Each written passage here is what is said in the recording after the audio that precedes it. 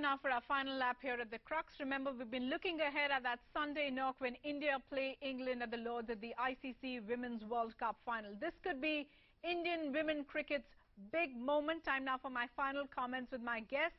Gaurav Kalra, Senior Editor at ESPN Crick Info, joining me from Bangalore, and Aarti Singh Dabas, the Head of Media Rights, Broadcast and Digital at the ICC, joining me via Skype. I think, Aarti, first to you, very, very quickly, where do we go from here? Because I think there would be one concern that the roster as far as women's cricket is extremely thin. Where do we see them play next?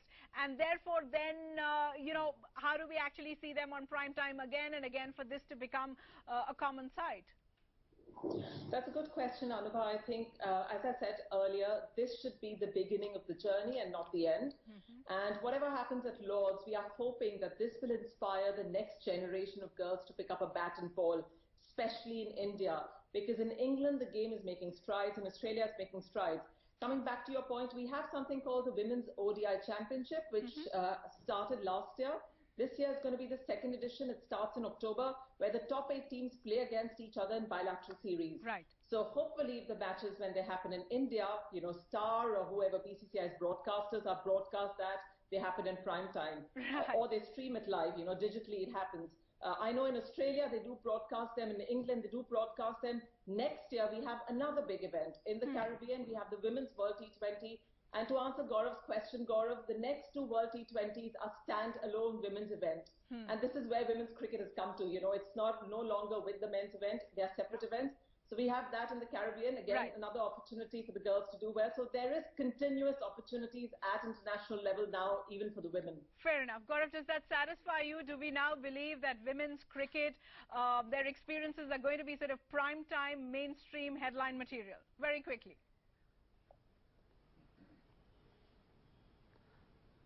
Oh, definitely. I mean, quite clearly, Aarti's done the sums, and when the ICC's done the math, they see it as a commercially viable product, and they are going to make it happen. I see absolutely no doubt. I mean, you see the success of the Women's Big Bash, right. For instance, in Australia. I think that this is the time to perhaps do the same thing in India, maybe a women's IPL.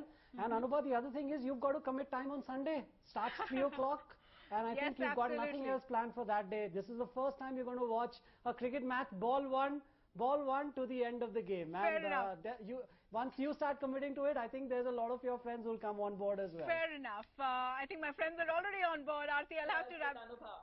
Thank you very much for joining us here, as well as Gaurav Kalra. That's all we could pack in here on this edition of the Crux. But remember, whether it's talk about the Indian women cricket team or women's representation in films or women's safety, there is one thread that actually runs common in all these conversations, and that is gender sensitization. It isn't a one-day affair. It isn't a one-month affair. It isn't a one-year affair. But it has to begin with each one of us. And tonight, the focus on Manels. Remember, all this is part of a campaign where Network 18 has joined hands with Tata Tea for a special initiative. It's called Alarm Bajne Se Pehle Jago Re. Check these out. Important meetings, global summits, discussions. Dekh liya? Now let me ask you this. Kitne aadmi the? We're talking about Manel. Got it? Well, a Manel is a panel where the topic of discussion could be anything, but the ones discussing it are only men. Man plus panels. Manels. It's a bros affair. Climate change summit, Syrian crisis, or GST. Not one woman in the panel. No wonder they thought making sindoor, bangles and bindis tax exempt and putting 12% on sanitary napkins was a good idea. Imagine. Supreme Court bench hearing the triple talaq petition, all men. Foreign policy, national security or economics, women are invisible. Nearly. And why is that? Are there no women foreign policy experts or historians or economists? And we are not even getting into cricket, cars or money, where too often men are going to explain to you what you think about these issues. If in an odd chance you are the sole woman on a panel, then be prepared for this. A man will explain your emotions, your bodies, in fact maybe your own discoveries to you. Mansplaining. Oh yeah. Technically, here a man speaks over or interrupts a woman to explain something to her that she may already know. Indeed, something she might be an expert on, assuming that he must definitely know more on the subject than her because he's the man. Oh yeah. And while we're at it, let's just get familiar with some more terms.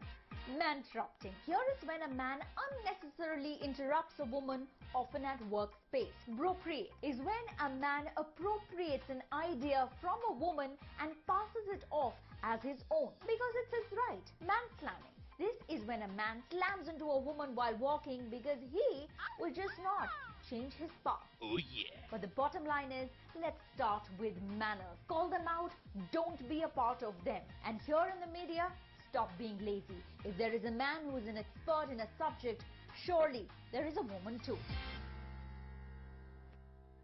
Well, it's a month-long campaign, but the hope is to make gender sensitization a compulsory subject in school curriculum. Network 18, as we've said, has joined hands with Tata Tea for this special initiative, Alarm Bajne Se Pehle Jago Re. You can become a part of this campaign. You can sign that petition by logging on to jagore.com or simply give a missed call on that number on your screen.